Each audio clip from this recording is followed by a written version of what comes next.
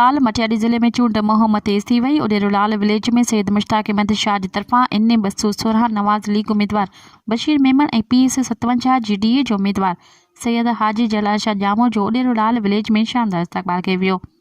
जंहिंखां पोइ उम्मीदवारनि जो दुल्हन ऐं शहनाई जे आदर भाव सां दरगाह अमर उॾेरोलाल ते चादर चाढ़े दुआ घुरी वई।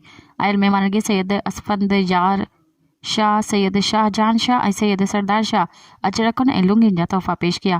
जीअं त आयल महिमाननि में साबिक़ा नवाज़ लीग MNA केलतास कोहिस्तानी, हाजी निसार मेमन, सैयद रहीम शाह, जमियतुल उलमा इस्लाम जे अॻवान सलीम सिंधी समेत तर्जे हज़ारे माण्हुनि शिरकत कई। जीअं त जलसे खे ख़िताब कंदे NA 216 जे उम्मीदवार बशीर मेमन, PS 57 जे उम्मीदवार सैयद हाजी जलाल शाह जामोटी, JUI जे अॻवान सलीम सिंधी ऐं ॿियनि चयो त असांजो मुखालिफ़नि में मायूसी छांइजी वई आहे।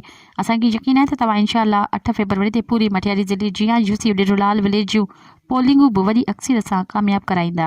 मज़ीद ख़बरनि ऐं तफ़सीलात लाइ विज़िट कयो असांजी वेबसाइट www.awamiNewsHD.com ऐं ॾिसंदा रहो अवामी न्यूज़ HD।